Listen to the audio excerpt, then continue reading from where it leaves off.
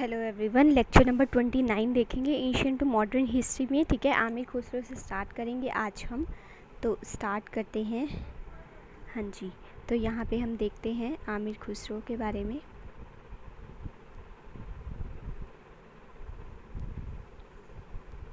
ठीक है, तो इनका जो टाइम पीरियड था वो था 1251 से 1325 और ये डिसाइपल थे ऑफ जो सूफी सेंट निज़ामुद्दीन औलिया थे उनके। ठीक है, तो डिसाइपल ऑफ निज़ामुद्दीन औलिया। ठीक है, और इन्होंने 5 सुल्तान्स के अंडर जो है वो सर्व अंडर 5 सुल्तान। तो आपको मुझे कमेंट सेक्शन बताना है वो 5 कौन कौन से थे। ठीक है, और इनको जो है वो तूते हिंद भी बोला जाता है, तूते हिंद। ठीक है, जिसका मतलब होता है पैरेट ऑफ इंडिया। ठीक है, तोता बोलते हैं ना पैरेट को। ठीक है, पैरेट ऑफ इंडिया। ठीक है, उसके बाद इन्होंने 3 रागास को मतलब जनरेट किया, 3 रागास इन्होंने बनाए। ठीक है, कौन कौन से थे ये भी आपको पता होना चाहिए। तो यामा, गोरा और सान। ठीक है, और ये इन्वेटर भी माने जाते हैं सितार के।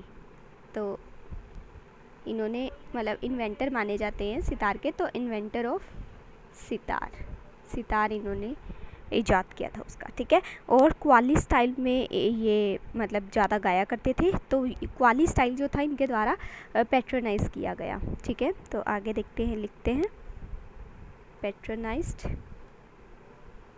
क्वाली स्टाइल।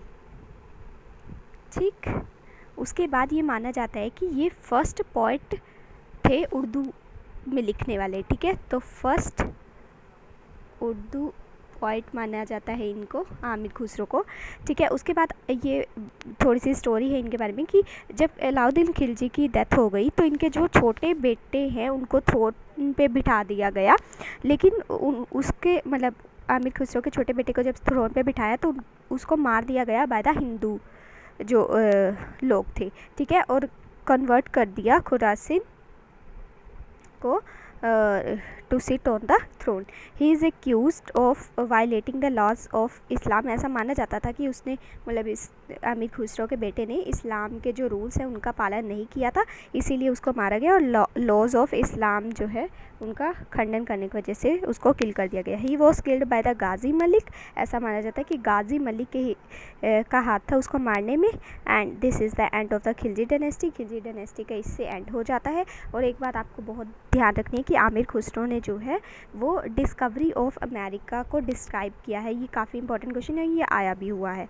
तो डिस्कवरी ऑफ अमेरिका, ठीक है, तो ये आमिर खुसरो ने डिस्क्राइब किया था। और खिलजी डायनेस्टी जो है यहाँ पे ख़त्म हो जाती है। उसके बाद तुगलक डायनेस्टी चलती है। अब हम उसके बारे में देखेंगे, तुगलक डायनेस्टी के बारे में। तो तुगलक डायनेस्टी का जो टाइम पीरियड चलता है वो है 1320 1414 और तैमूर इन्वेड करता है ये इस डायनेस्टी में। तो Timur invaded in this dynasty. और उसके बाद हम गाजी मलिक की बात करते हैं, जिसका हाथ था ना उनके आमिर खुसरो के बेटे को मरवाने का। तो उसके बारे में अब हम देख लेते हैं। तो गाजी मलिक के बारे में देखते हैं अब गाजी मलिक। तो इसका टाइम पीरियड क्या रहता है 1312 टू 1325 AD। और इसको क्या बोला जाता है घियासुद्दीन तुगलक। तो ये काफ़ी इंपॉर्टेंट नाम है, इसका नाम भी आपको पता होना चाहिए। तो घियासुद्दीन तुगलक। ठीक है, तो he died in accident and his son sit on the throne. ये गाजी मलिक मतलब घियासुद्दीन तुगलक तो मर गया एक्सीडेंट में। ठीक है, एक्सीडेंट में डाइड हो गया ये, और इसका जो सन है वो थ्रोन पर उसको बिठा दिया गया। ठीक है, ऑन थ्रोन।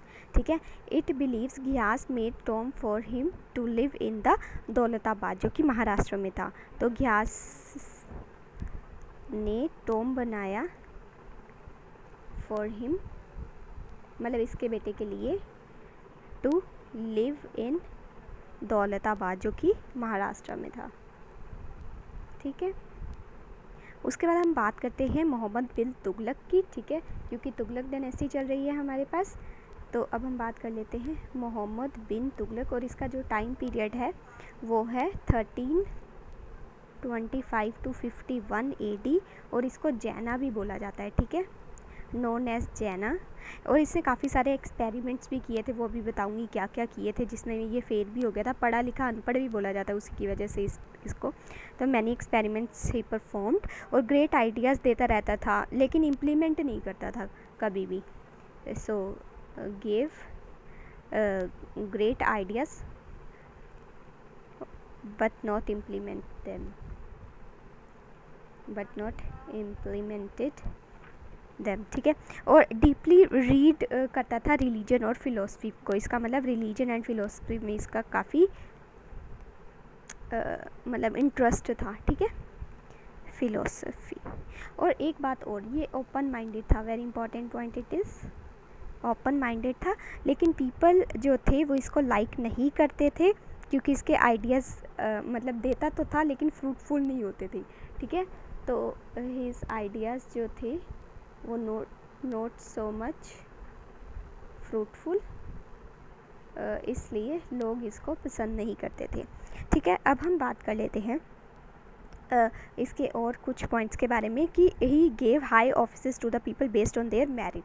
तो ये काफ़ी अच्छा पॉइंट था कि मेरिट बेसिस पर हाई ऑफिसर्स जो है वो अलॉट किए जाते थे, हाई पोजीशंस थी जो वो मेरिट बेसिस पर होती थी, ठीक है। फैमिली रिच या पुअर है ये नहीं देखता था ये, ठीक है, रिच एंड पुअर वाला सिस्टम नहीं था यहाँ पे। जो अगर पुअर आदमी भी है और मेरिट बेसिस पे वो सामने आ रहा है तो उसको हाई ऑफिसर बनाया जाएगा, ठीक है। तो लेकिन एक बात है इसकी, ये हैस्टी था और इम्पेशेंट था, मतलब बहुत जल्दबाजी करने वाला, इसको हर चीज़ जो है वो टाइम से पहले चाहिए होती थी, ठीक है। और इसी के टाइम पे ही जो इब्न बतूता है मोरक्को से, वो दिल्ली आता है, काफ़ी इम्पोर्टेंट है ये इब्न बतूता। पहले तो यही पता होना चाहिए कि ये आया कहाँ से था, ठीक है, हिस्टोरियन था, स्कॉलर था ये, ठीक है। ये भी पूछ लिया जाता है कि ये कौन था इब्न बतूता, तो ये दिल्ली आया था इसी के टाइम पीरियड में, ठीक है। उसके बाद हम बात करते हैं रिफॉर्म्स की जो कि इसके अंडर लिए गए थे। सबसे पहली बात कि इसने जो है वो ट्रांसफ़र कर दी थी कैपिटल, ट्रांसफ़र ऑफ कैपिटल कहाँ से कहाँ, दिल्ली टू दौलताबाद, ठीक है। जब मैंने अभी बताया ना कि वो महाराष्ट्र में था, तो दिल्ली टू दौलताबाद, ठीक है, because his region expanded in the south and Delhi is so far, ठीक है, क्योंकि आपको पता है कि दिल्ली आपका यहाँ पे है, महाराष्ट्र आपका यहाँ पे है, तो काफ़ी दूर था, और इसने जो एरिया था वो अपना एक्सपेंड कर लिया था साउथ में भी, तो काफ़ी दूर पड़ता था दिल्ली महाराष्ट्र, तो इसने जो है कैपिटल ही अपनी शिफ्ट कर ली दौलताबाद में, ठीक है। Attempt to bring the entire South India under the direct control में ले आया अपना, जो भी इसने एक्सपेंड किया था ना, अपने अंडर लिया था, तो डायरेक्ट कंट्रोल कर लिया उसके ऊपर, साउथ इंडिया जो था मेनली, ठीक है। दौलताबाद शिफ्ट कर ली तो उस पर भी हुक्म चलाएगा, ठीक है। अब वेरी इंपॉर्टेंट आता है जो एक्सपेरिमेंट इसका फेल भी हो गया था, टोकन करेंसी, क्योंकि ये डिफ़िकल्ट थी to accept for the traders and the common man, ठीक है। सबसे पहली बात कि ये बहुत मुश्किल था लोगों के लिए टोकन करेंसी को एक्सेप्ट करना, difficult to accept token currency for traders and common man,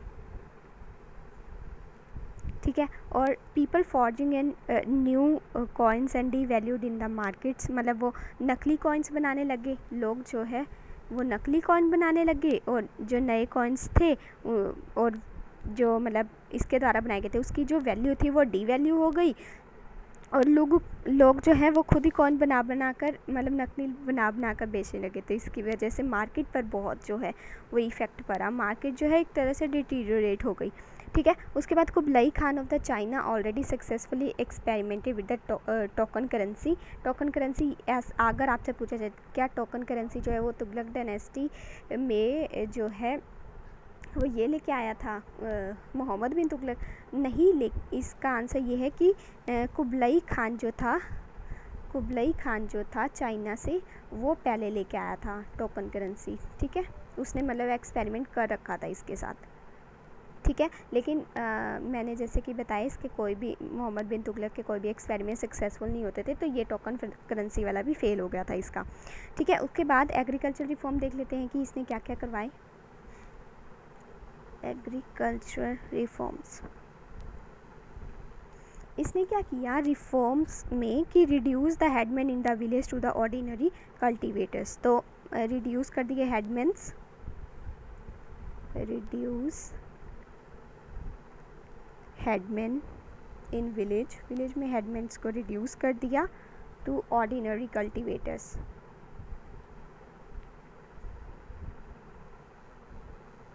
ठीक है। Effort at the relief by giving advances for the kettles and seeds, मतलब अगर किसी के खेती अच्छी नहीं हुई है तो उसको रिलीफ देना, ये भी इसका काम था, ठीक है। रिलीफ दिया करता था बाय गिविंग, और सीड्स वगैरह भी प्रोवाइड किया करता था, ठीक है। अगर मान लीजिए किसी के बीज अच्छे नहीं, मतलब सोइंग अच्छी नहीं कर पा रहा है, तो वो सीड्स वगैरह भी देता था, ठीक है। और इसने एक एक्सपेरिमेंट जो डिपार्टमेंट जो है वो सेटअप किया था, डिपार्टमेंट ऑफ एग्रीकल्चर। तो ये काफ़ी इम्पोर्टेंट क्वेश्चन है, जिसको क्या बोला जाता था, दीवाने को ही। तो काफ़ी इंपॉर्टेंट क्वेश्चन है, ये पूछा भी जा चुका है। दीवाने को ही किससे रिलेटेड है, तो एग्रीकल्चर से डिपार्टमेंट है, और ये मोहम्मद बिन तुगलक द्वारा लाया गया था। और लोन्स टू द फार्मर ये दिया करता था, काफ़ी इंपॉर्टेंट पॉइंट है। लोन्स टू फार्मर, उनका क्या नाम था लोन्स का, तकवी एंड सुंदर, ठीक है। तो ये काफ़ी इंपॉर्टेंट दोनों पॉइंट्स हैं, ये वाले दोनों पॉइंट्स, ठीक है। और सैम्पल लैंड फॉर रिसर्च दिया करता था, हालांकि वो फेल हो गई कि मतलब कोई रिसर्च वगैरह हो नहीं पाई, तो रिसर्च के लिए लैंड दिया करता था कि इस पे रिसर्च की जाए और क्या क्या उगाया जा सकता है। और एनकरेज करता था कैश क्रॉप्स को, very important point, encourage for cash crop. Cash crop में वही आपकी आ जाती हैं शुगर केन वगैरह हो गई, कॉटन हो गया, ठीक है। तो ये कुछ पॉइंट्स थे मोहम्मद बिन तुगलक के। इसके बाद हम खोरासन एक्सपीडिशन पढ़ेंगे नेक्स्ट लेक्चर में, ठीक है। उसके बाद हम नेक्स्ट लेक्चर में ही कंटिन्यू करेंगे। Till then good bye and have a nice day, thank you.